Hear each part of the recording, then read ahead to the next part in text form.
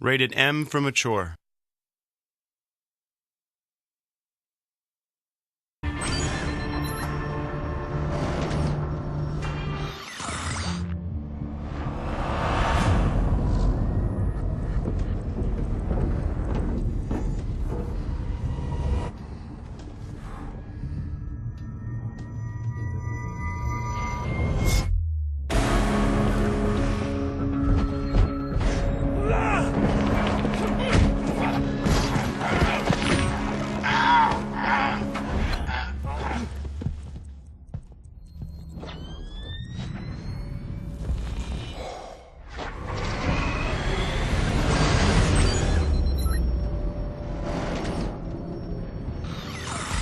Whether you're new to Splinter Cell multiplayer, or if you're a veteran who has crushed Chaos Theory, you should be able to jump right into the action in Double Agent multiplayer. This section will give you an overview of the basic game type, spy moves, gadgets, and some tips for play. The game is Spies vs. Mercenaries. It's usually played as a 3-on-3 match. Spies are controlled from the third-person perspective, as they use agile maneuvers and gadgets to hack terminals and complete objectives. The spies will win the match after successfully extracting data from 2 terminals before time runs out. It's worth mentioning that spies can also perform an extraction on the same terminal twice. The mercenaries are charged with preventing the spies from reaching their objectives, and are the only guys on the map to carry guns.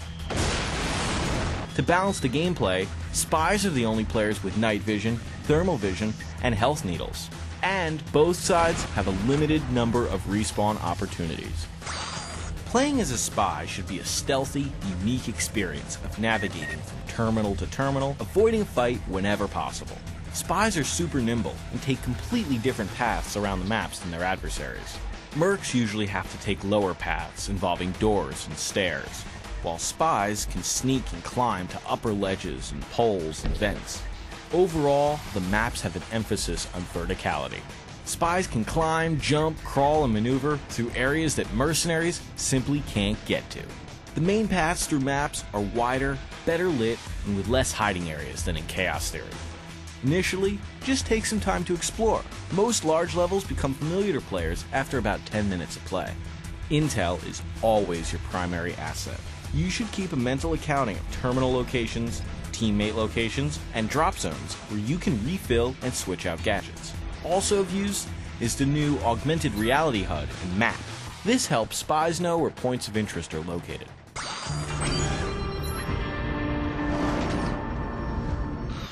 Spies are an infiltration class and are not specifically equipped for fighting. However, they can grab mercs from behind or from a ledge, or jump down on them to stun them. They also have a slew of unique agility moves that'll help them accomplish their objectives. While running, hold down B to perform a diving roll. This quick maneuver is most effective when diving for cover and out of the line of fire. If you press B while coming down from a jump, you'll land softly, and more important, quietly. This is key when sneaking around hostile mercs. When starting out in multiplayer mode, you may see a spy ghost outline indicating an escape move. This is a visual guide that shows spies hidden escape routes and moves that you can perform by pressing the right bumper. For example, pulling a high escape move is faster than jumping up, grabbing a ledge, climbing up, and turning around. Knowing where these escape move locations are can save your life, so learn them. After a few play sessions, these images are no longer going to appear on the map.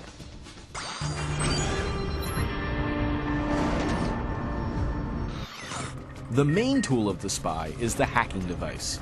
This glove emits ultra-high frequency waves, which can be used to bust out lights, hack generators, doors, windows, and much more. Before entering any room or area, spies should take out all light sources to increase their visual protection. In some maps, such as Motorway 90 or Red Diamond, spies can hack a power station, cutting power to a significant number of lights on the map.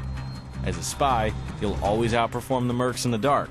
Since spies don't carry a gun, they can use their hacking device to hack mercenary suits, disrupting their detection devices. In Double Agent, spies can now download from a distance, adding new strategic elements and accessibility options.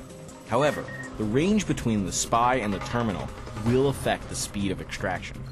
take note of the signal bars on the hacking device to check your connection speed. And if you're in a situation where you must abort a hack, don't hesitate. Survival is always priority. All of the terminals are linked and save your progress, as long as you don't die. It's always better to slip away and find a less guarded terminal than to be taken out. Smoke grenades not only hide your presence, they can really slow down mercenaries. While taking point, if a merc is chasing or engaging a fellow spy, try and regain control of the situation with a smoke grenade. His movement and speed will be greatly affected, and spies can use this opportunity to escape, and if possible, retrieve stolen data from a terminal. The yellow terminal is being attacked. Flash grenades will disrupt mercenaries' vision and motion detectors. Before hacking, spies should always have their flash grenades equipped. Flashers are best used when you're caught in the open and you must make a quick escape. Jammers can be used to trip off and scramble mercenary proximity detectors. These gadgets can and should be used to lead mercs away from a potential hacking target. If one spy is in position to hack, their teammate should hide a jammer in another location to mislead the enemy. The merc may become confused as to the spy's location, and the hacking spy will have more time to complete their objective. Do not simply leave the jammer in plain sight. Hide them near walls or behind shelves and other objects. The longer the merc must search for the jammer, the more of their time you've wasted. Having a vantage point of the situation can also help, as the jamming spy can update the hacking spy on the merc's status via voice chat. He's almost found the jammer. What's your status? We're clear. Get out of there. Playing as the spies is a sneaky, adrenaline-filled experience. However, great double agent players switch off playing as spies or mercenaries.